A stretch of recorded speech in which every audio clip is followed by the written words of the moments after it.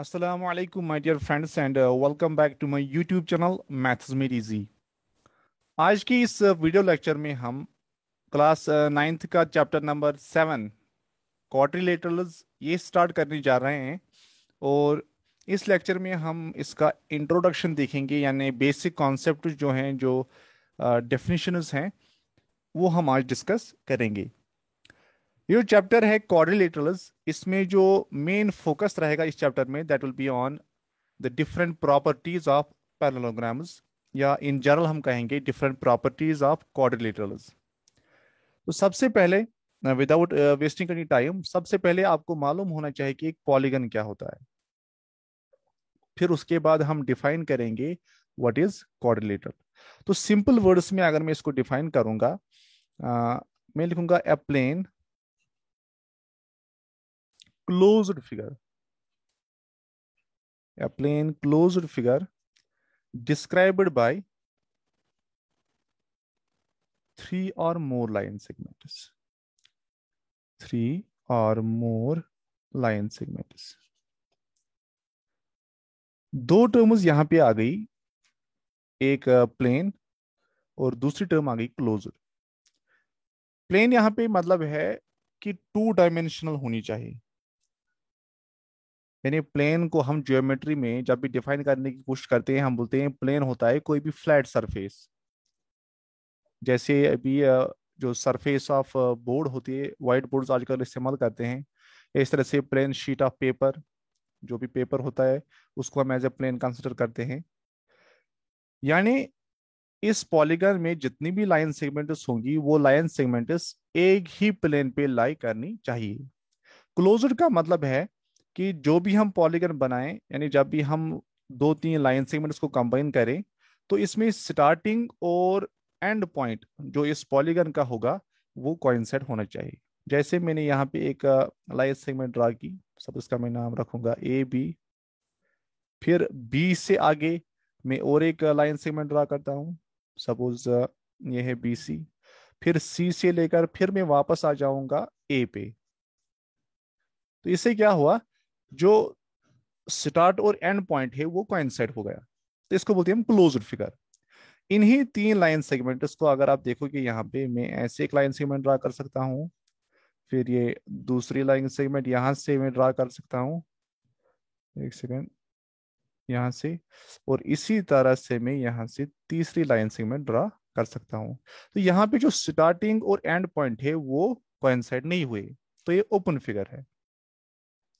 तो पॉलीगन के लिए क्या जरूरी है, जो फिगर है वो क्लोज्ड होनी चाहिए, नंबर सेकंड प्लेन होनी चाहिए, और इसमें मिनिमम तीन साइड्स यानी तीन लाइन सेगमेंट से पॉलीगन बनेगा, या तीन से ज्यादा, चार हो सकते हैं, पांच हो सकते हैं, एंड सो ऑन।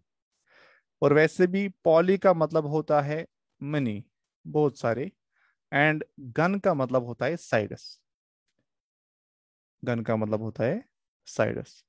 यानी एक ऐसी टू डायमेंशनल प्लेन फिगर जिसमें बहुत सारे साइड्स होते हैं, मिनिमम तीन हो सकते हैं और उससे ज्यादा भी हो सकते हैं।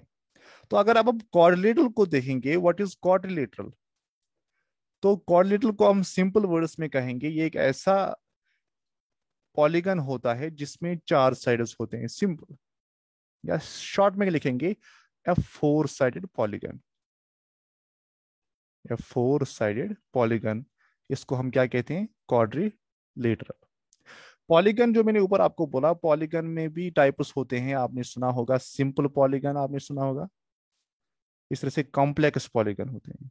सिंपल और कॉम्प्लेक्स में क्या फर्क है, सिंपल पॉलीगन में जो लाइन सेगमेंट्स हैं वो सेल्फ इंटरसेक्टिंग नहीं होती, यानी एंड टू एंड कनेक्शन आप देखोगे, लेकिन कहीं पे इंटरसेक्ट ये नहीं करती होंगी, कहीं बीच पे इंटरसेक्ट नहीं करती होंगी, किसमें, सिंपल पॉलीगन के केस में।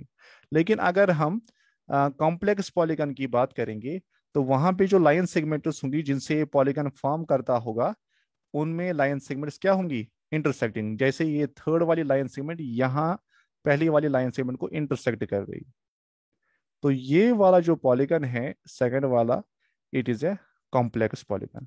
So this one is simple polygon, and this one is complex polygon. इसी तरह से पॉलीगन में आपने सुना होगा regular polygon and irregular polygon.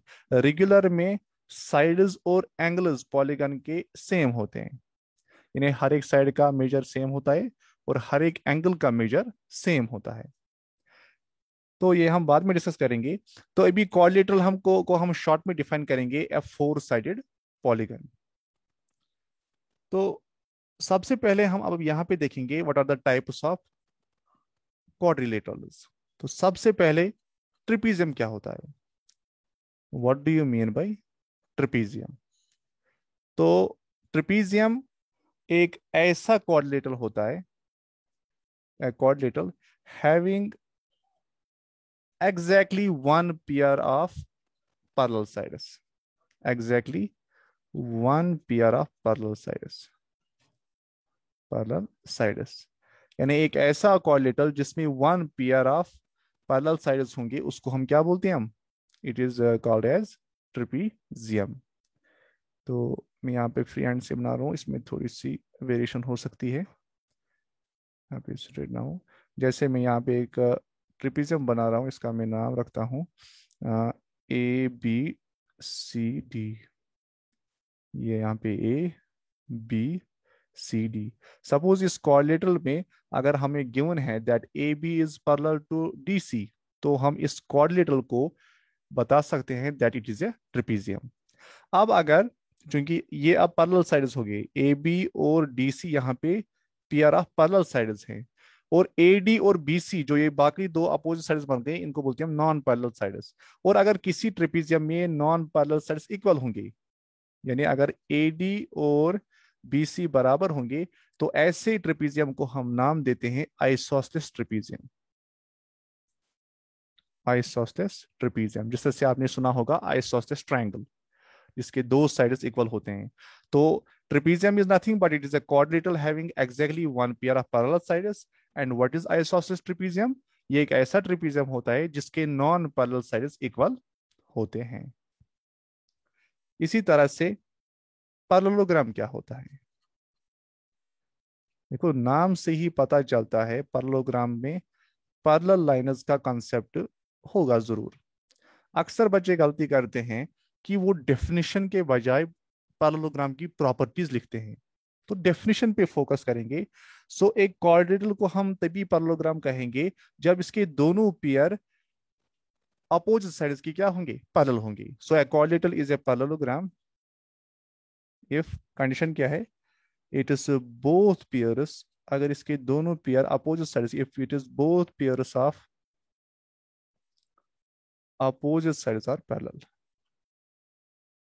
sides are parallel, तभी हम एक क्वाड्रिलेटरल को क्या कह सकते हैं? As a parallelogram. जैसे ये मैंने यहाँ पे एक पैरेललोग्राम बनाया। सपोज ये क्वाड्रिलेटरल है ABCD। तो अगर ये गिवन है कि इस क्वाड्रिलेटरल में AB और DC पैरेलल हैं, इसी तरह से AD और BC पैरेलल हैं, तब हम कह सकते हैं that this quadrilateral is a parallelogram. फिर उसकी प्रॉपर्टीज वो हम बाद में पढ़ेंगे। प्रॉपर्टीज क्या होती है पैरेललोग्राम की? इसके अपोजिट साइड्स इक्वल होते हैं, इसके अपोजिट एंगल्स इक्वल होते हैं, इसकी डायगोनल्स बाइसेक्ट करती हैं, वो हम बाद में देखेंगे। लेकिन जब भी हमें डिफाइन करना होगा तो हम सिर्फ ये कहेंगे एक क्वाड्रिलेटरल तभी पैरेललोग्राम होता है जब उसके दोनों पेयर अपोजिट साइड्स के क्या होंगे? पैरेलल होंगे। नंबर थर्ड हमारा आता है रोम्बस। तो रोम्बस क्या है? रोम्बस एक ऐसा पैरेललोग्राम है जिसके तमाम जो साइड्स होंगे वो क्या होंगे? इक्वल होंगे। सो ए पैरेललोग्राम, तो first of all a rhombus is a parallelogram. उसके बाद क्या है? ए पैरेललोग्राम हुज या हैविंग ऑल साइड्स इक्वल, इसको हम क्या कहते हैं? Rhombus having all sides equal. यानी सबसे पहले हर एक रोम्बस जो होगा आपके पास, first it is parallelogram. Suppose ये यहाँ पे एक रोम्बस है ABCD। तो अगर ये गिवन होगा कि इसके अपोजिट साइड्स पैरेलल है, दोनों pair A B is parallel to D C, पहले पैरेललोग्राम की प्रॉपर्टी डेफिनेशन के हिसाब से A D is parallel to B C. और इसके अलावा अगर गिवन होगा A B is equal to B C is equal to D C is equal to A D, तभी हम कहेंगे that it is a rhombus. C D is equal to D, तो ये रोम्बस है आपका। इसी तरह से नंबर 4, रेक्टेंगल क्या होता है? सो रेक्टेंगल भी पैरेललोग्राम ही होता है, लेकिन इसमें क्या होता है, इसमें हर एक जो एंगल है वो 90 होता है। So a parallelogram whose each angle is a right angle, एक ऐसा पैरेललोग्राम जिसका हर एक एंगल 90 होता है, तो इस वाले पैरेललोग्राम को हम बोलते हैं नाम रेक्टेंगल। सपोज ये आपके पास एक रेक्टेंगल है ए बी सी डी। चूंकि सबसे पहले ये पैरेललोग्राम है, इसका मतलब A B must be parallel to D C, इसी तरह से A D must be parallel to B C. और अभी मैंने बोला इसका हर एक एंगल कितना होता है, 90 होता है।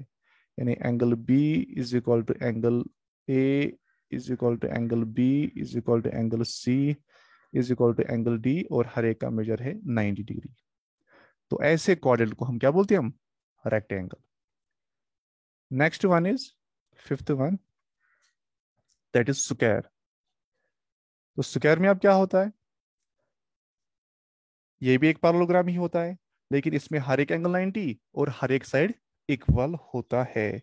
सो ए पैरेललोग्राम, एक ऐसा parallelogram having all sides equal, जिससे रोम्बस की हमने बात की थी, लेकिन उसके अलावा क्या है, हर एक एंगल का measure 90, having all sides equal.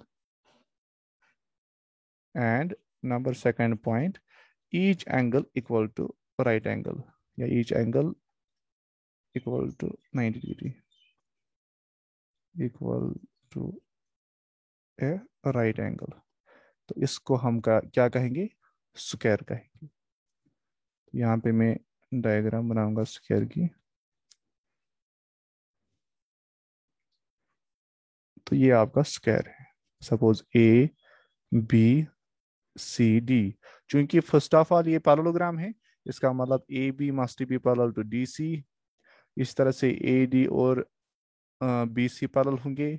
इसके बाद हर एक साइड इक्वल होगा, यानी A B is equal to B C is equal to C D is equal to D A. और इसके अलावा हर एक एंगल कितना है, 90 है इसका, यानी angle A is equal to angle B is equal to angle C is equal to angle D is equal to 90। तो हर एक एंगल यहाँ पे कितना है, 90 है। एंगल डी हम लिखेंगे कैपिटल से। तो ये आपका स्क्वायर आ गया। इसी तरह से और एक टाइप है काइट। सो काइट क्या है, ये पैरेललोग्राम नहीं होता है, बल्कि एक क्वाड्रिलेटरल होता है।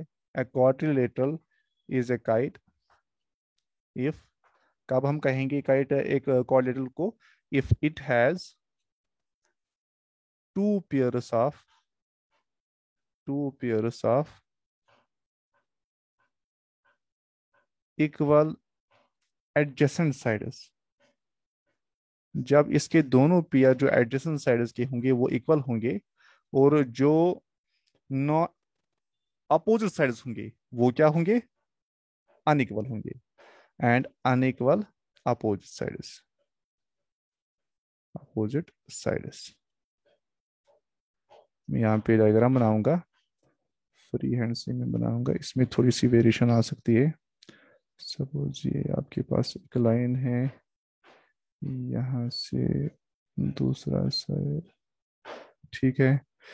इसी तरह से ये वाली लाइन यहाँ तक, और ये वाली लाइन यहाँ तक, ठीक है। तो suppose A B C D ये क्वाड्रेटरल है। अगर इसमें ये गिवन है कि ए बी और बी सी बराबर हैं और ए डी और डी सी बराबर हैं, तो हम कह सकते हैं that it is A kite.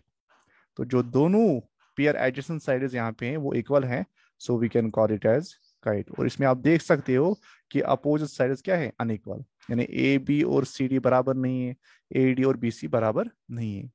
So these are the various types of quadrilaterals. तो फिलहाल इस लेक्चर में इतना ही। नेक्स्ट लेक्चर में हम देखेंगे जो प्रॉपर्टीज हैं पैरेललोग्राम की, वो हम डिस्कस करेंगे, और उसके बाद हम एक्सरसाइज के क्वेश्चंस आगे सॉल्व करेंगे।